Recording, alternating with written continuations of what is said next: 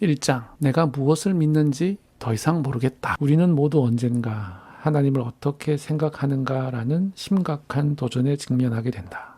결국 우리 모두는 익숙한 신념이 제대로 작동하지 않고 스스로 뭘 믿는지 더 이상 알지 못하는 기로에 이르지 않는가. 한때 확신했던 것이 꿈처럼 사라져버리는 어느 순간 우리는 불신으로 가득 찬 끊임없는 자극심한 인지 부조화의 저류를 경험하지 않는가. 설령 단 한 번도 이런 경험을 남들에게는 물론 자신에게도 표현한 적이 없더라도.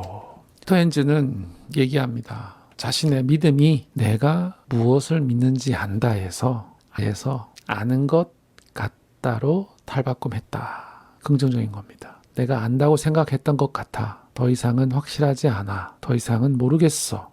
솔직히 하나도 모르겠어. 날 좀 가만히 내버려 라는 말을 하게 되는데요. 이게 좋은 겁니다. 나는 내가 느끼는 확신과는 무관하게 어린아이처럼 하나님을 신뢰하겠다고 결정할 수 있어. 내가 확실하게 알아서 하나님을 신뢰하는 게 아닙니다. 내가 공식을 외우고 공식을 따랐기 때문에 하나님을 신뢰하는 게 아닙니다. 그냥 하나님을 신뢰합니다. 정확하게 모르지만, 확실하지 않지만 용기를 내고 하나님을 신뢰하시고 여러분이 가지고 있는 의심, 이걸까 하는 의심은 그냥 가지고 가시면 됩니다.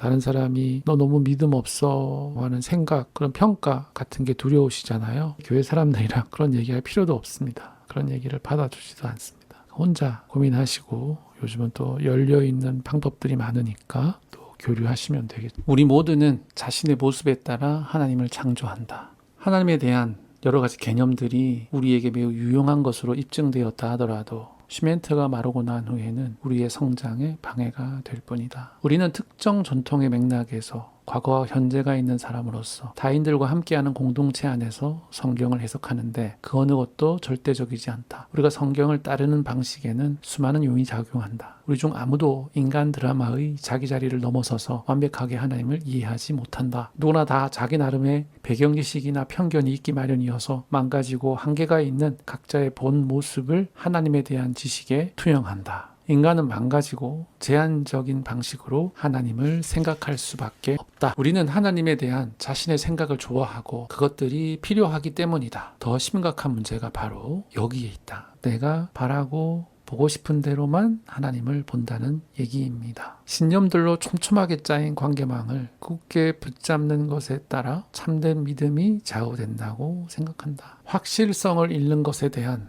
이러한 두려움은 올바른 생각에 대한 집착으로 이어져 무슨 수를 써서라도 익숙한 신념들을 기필코 옹호하고 지지하게 만든다. 올바른 생각에 대한 집착, 올바르다는 것은 소위 이게 올바른 거야 라고 하는 그런 편견에 사로잡힌 올바른 생각이겠죠. 이것이 더 심각한 문제다. 하나님에 대한 믿음과 우리가 믿는 것에 대한 확신을 동일시하는 것, 건전한 믿음을 유지하기 위해서는 올바름이 필요하다는 당위, 이것들은 하나님에 대한 건전한 믿음에 도움되지 않는다. 그것이 바로 피터 헨즈가 말하는 확신의 죄라고 부르는 문제다. 창조주 하나님을 우리가 이해할 수 있는 대상으로 한정하여 그분을 과소평가하기 때문에 죄이다. 인간의 손으로 만든 모든 형상은 하나님을 고대의 신 개념에 억지로 끼워 맞추느라 그분을 한정한다. 여기서 고대의 신 개념에 억지로 끼워 맞추느라, 이게 중요합니다. 2000년 전에 적힌 성경은 고대의 신 개념에 맞춰진 하나님에 대한 생각이거든요. 현재는 현재 사람들의 신 개념에 맞춰진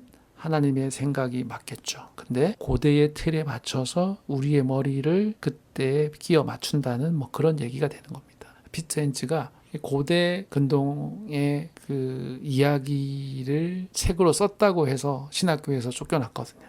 그런 얘기랑 비슷한 맥락입니다. 우리가 하나님에 대한 생각과 하나님을 혼동하면 그런 생각들은 신앙생활에 도움이 되기는커녕 방해물이 되어 진짜 길을 가로막는 우상 같은 존재가 될 수도 있다. 우리가 죽기 살기로 올바른 생각을 붙들고 있을 때, 그것을 놓으면 하나님을 놓는 것이라 여기고 놓지 않으려 할 때, 손에 쥔 것을 놓고 앞으로 나아가야 한다는 것을 알면서도 우리 입장을 고수하며 고집스럽게 자리를 지킬 때, 그런 순간에 우리는 하나님보다 자신의 생각을 신뢰하는 것이다. 우상에 매달리느라 그분을 신뢰하라는 초대를 외면해버린다. 확신에 목매는 것은 그것이 두려움에 근거하고 하나님을 우리 마음속 형상으로 한정시키기 때문에 죄다.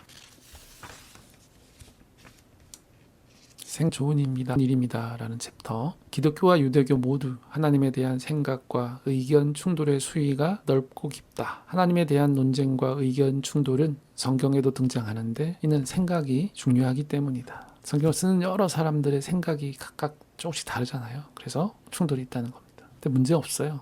이 생각도 맞고 저 생각도 맞다고 보면 되는 거죠. 기쁨과 자유, 지혜와 의미 있는 믿음을 갖기 위해서는 하나님에 대한 우리 생각을 올바르게 해야 한다는 암묵적인 필요이다.